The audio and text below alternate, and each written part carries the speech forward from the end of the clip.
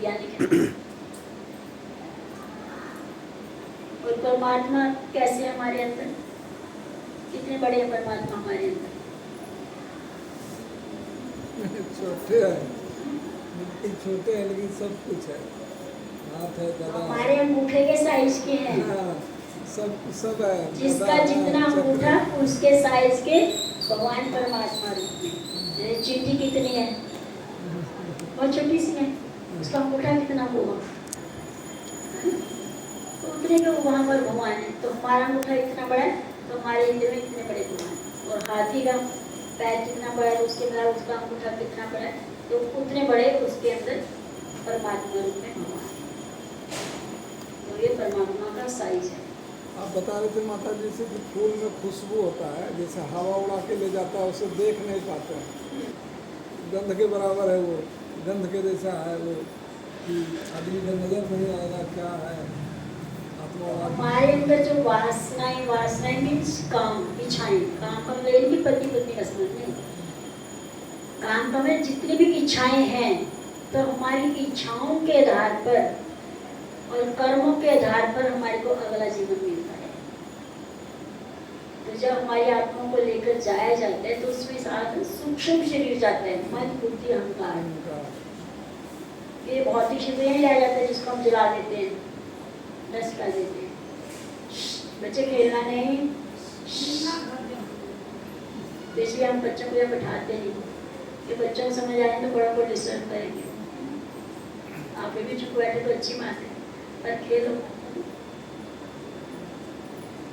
तो ये चीज तो हमारा यही नाश कर दिया, चाहे जलाकर चाहे दफनाकर, कैसे भी इसको तो यही खत्म कर दिया जाता है। तो जो यमदूत लेकर जाते हैं वो हमारी आत्मा को लेकर जाते हैं, और उसके साथ जाता है हमारा तीसरा शरीर, मन बुद्धि अहंकार।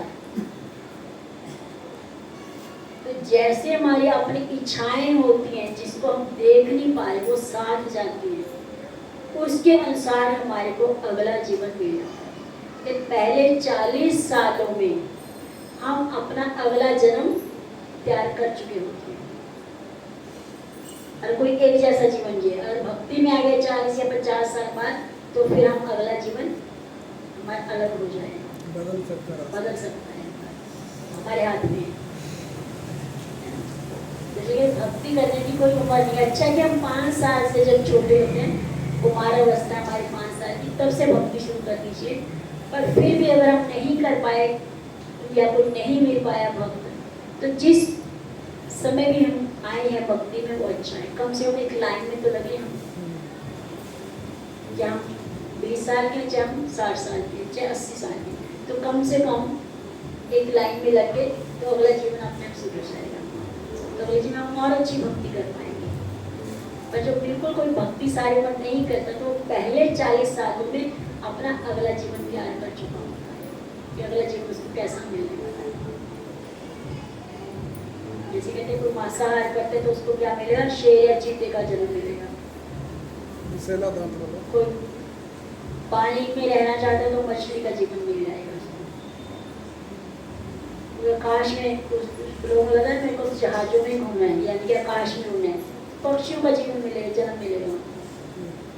फिर हमारी इच्छाएं वैसी हैं, तो इसलिए वहाँ ने 84 लाख योनियां बनाई हैं हमारी इच्छाओं को देखते हुए, ताकि कोई भी इच्छा अधूरी ना रहे, क्योंकि हमारे वो पिता हैं।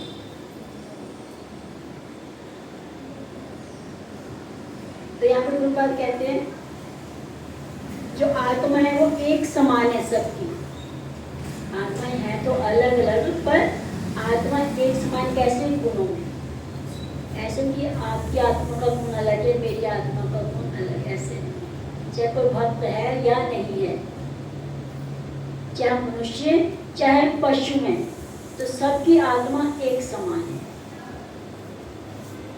एक ही जैसे गुण है, यानी एक समान में एक जैसे। किसी की चेतना माता जी, चेतना शुष्क बैठा हुआ है, ठीक, सबका चेतना सब कुछ बराबर है, सबका चेतना। किसी का जगा हुआ है, किसी का एकदम बैठा हुआ है, आड़ एकदम कवर में बंद है। तो ये कैसे है कि भगवान सबको क्यों नहीं चेतना देते हैं? कि जैसी जिसकी योनि वैसी उसकी चेतना होती है। जी, जैसे मनुष्य योनि की बात कर रहे हैं, नहीं, मनुष्य योनि में जो चेतना होती है विकसित जब विकसित चेतना है, विवेक है आप में, तो आप देख सकते हैं आपके जीवन के लिए क्या सही और क्या गलत है। भगवान ने आपको बुद्धि सबको दी है, पर मनुष्य को खासकर विवेक दिया है, सही गलत की पहचान कर। बाकियों को विवेक नहीं दिया, चेतना सबको दिया, क्यों आत्मा तो चेतना ही इसलिए। तो विकसित बुद्धि सबकी है, पर जागरूकता नहीं है, विवेक नहीं है बाकी योनि में, सिर्फ मनुष्य योनि में विवेक है, चाहे स्त्री चाहे पुरुष। तो इसलिए आकर हम देख सकते हैं हमें क्या करना है क्या नहीं।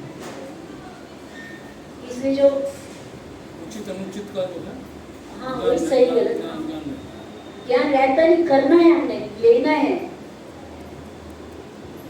इस बच्चे क्या ज्ञान है, अरे मेरे को तो पढ़ना ही नहीं, क्या ज्ञान है इसको? और इसके माता पिता तो ज्ञान है कि वो पढ़ लिख कर बड़े बने, अपनी गृहस्थी संभाल ली, शादी की, बच्चे पहले, तो इसको भी यही काम करना है, बड़े होकर अपना इनकम सोर्स खड़ा करना है, चाहे जॉब करे बिजनेस से। ये नहीं देख पा रहा ना कि अभी क्या एक बच्चा है, अबोध है, पशु समान है, अबोध में जो अज्ञानी, अज्ञानी में क्या है कि बच्चा है, बड़ों को बोलेंगे अज्ञानी, बच्चे को ना ज्ञानी, बच्चे अबोध में भी पशु बोले।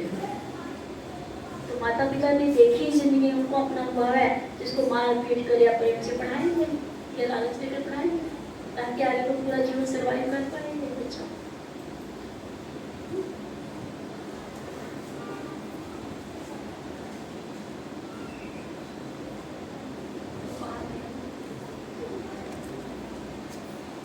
यदि कोई भक्त है या नहीं है, तो सबकी आत्मा एक समान है। और फिर यहाँ पे कृपा ये हम भगवान के क्या है, अंश है।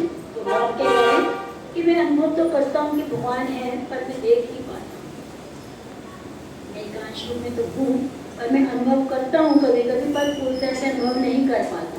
भगवान कृपा कहते हैं आप ऐसे अनुभव नहीं कर पाओगे। परमात्मा तो सबके हृदय में बैठे हैं, तो भगवान परमात्मा रूप में हर जगह अंदर और बाहर विराजमान है, सर्वत्र हर समय हर जगह पर है।